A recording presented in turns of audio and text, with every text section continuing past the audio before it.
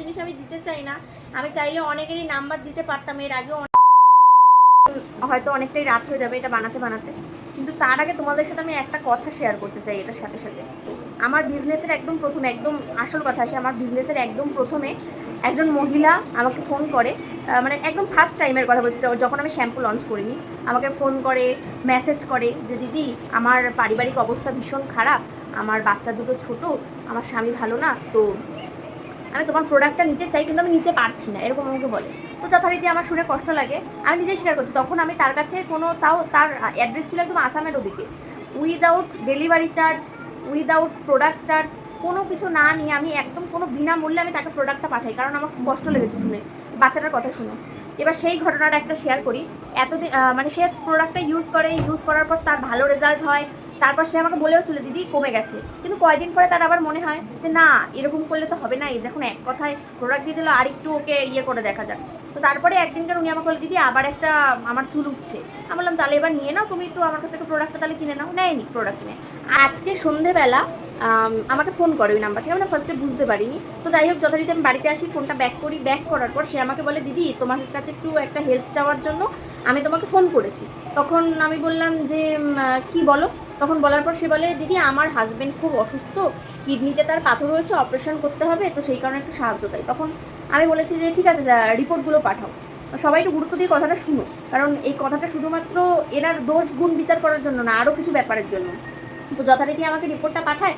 রিপোর্টটা পাঠানোর পর আমি দেখতে পাই যে রিপোর্টটা হচ্ছে গিয়ে 2024-এর 11ই জুন, আর এটা জুন মাস অলরেডি চলছে, জুন মাসের একদম লাস্ট, মানে 1 বছর হয়ে গেছে। তো সেই এরকম পেশেন্ট আমি যতদূর জানি যে এরকম পেশেন্ট 1 বছর কখনো ফেলে রাখা যায় না, ডাক্তার যদি অপারেশন করতে বলে। তো যাই হোক আমি তাকে বলি যে তবুও আর একটা কথা, ওই রিপোর্টটায় পুরোপুরি সব কিছু নর্মাল ছিল, তার কোনো কিচ্ছু না, ঠিক আছে, আল্ট্রাসাউন্ড করানো হয়েছিল। তো সেই স্ক্রিনশটটা আমি নিতে পারিনি, সাথে সাথে ডিলেট এভরিওয়ান করে দিয়েছে। পরে আমাকে বলছে যে ঠিক আছে দিদি এইটা তো আগের বছরের, আমি তোমাকে রিসেন্টলি পাঠাচ্ছি, অপারেশন করার পরেও নাকি তার সেম জিনিস হয়েছে, তাই জন্য আবার অপারেশন করতে হবে, কথাটা বুঝবে। নেক্সট রিপোর্টটা যখন পাঠায়, ওই রিপোর্টটা আমি স্ক্রিনশট দিয়ে রেখেছি। অ্যাকচুয়ালি কী বলতো, কারোর পার্সোনাল কোনো জিনিস আমি দিতে চাই না। আমি চাইলে অনেকেরই নাম্বার দিতে পারতাম, এর আগেও অনেক ইনসিডেন্ট আমার সাথে ঘটেছে, কারণ আমি তাদের মতন নই। আর দ্বিতীয় রিপোর্টটা আমি বুদ্ধি করে সেভ করে নিয়েছিলাম। তো যাই হোক দেখার পর ওটাতেও আমি দেখি যে সব কিছু নর্মাল, কিচ্ছু হয়নি ওনার পেটে।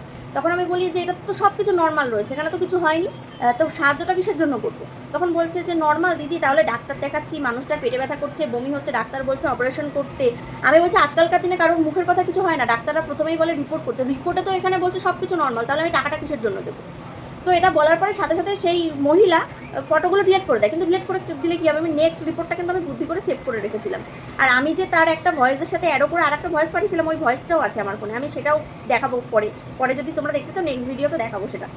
আজকালকার দিনে হাজার মানুষ ব্যবসা করে, কিন্তু এই হাজার মানুষের মধ্যে তার মধ্যে তো হয়তো কিছু মানুষ ফ্রড থাকে। ব্যাপারটা আমাদের ভুলটা এখানেই হয়, আমরা ফ্রডটাকে না বুঝেই তাদের বিশ্বাস করে টাকা দিই, আর যারা আমরা আসলেই মানে আমাদের মধ্যে কোনো ধরনের কিছু, আমার মতন আরও অনেকে আছে যারা নিঃস্বার্থভাবে ব্যবসা করে, ঠিক আছে। আর আমি আমার ব্যবসায়িক টাকা পয়সা লেনদেনের দিক থেকে আমি একদম মানে কি বলবো, মন থেকে বলবো, আমি একদম 10 টাকাও যদি কেউ আমাকে বেশি দেয় না, যারা যারা আমার কাস্টমাররা ভিডিওটা দেখবে জানে আমি তাদের টাকাটা রিটার্ন করে দিই, আমার মধ্যে এই মন মানসিকতা আসে না। তো এই মানুষগুলো, এই ফ্রড মানুষগুলোর জন্যই আজকে আমাদের মতন আরও অনেক ব্যবসায়ী রয়েছে যাদের আসল মানুষগুলোকে সবাই অবিশ্বাস করে ফেলে। তো আমি বলবো যে তোমরাও সচেতন থাকো, কে ফ্রড কে আসল সেটা আগে যাচাই করো, তারপর তোমরা টাকা দাও। কারণ কেন বলো তো, আমরাও চাই না যে তোমরা ফ্রড মানুষগুলোর পাল্লায় পড়ো। এই ক্ষেত্রে কী বলো তো, আমরা যারা আসলেই ব্যবসা করতে চাইছি, মানে কি বলবো, ভালোভাবে ব্যবসা করে খেতে চাইছি বা কিছু, আমরাও মাঝখান থেকে না মিডিলে পড়ে যাই, যে আমরা সত্যিই ভালোভাবে তোমাদের ভালো করতে চাইছি, কিন্তু অনেক মানুষ বিশ্বাস করতে পারে না।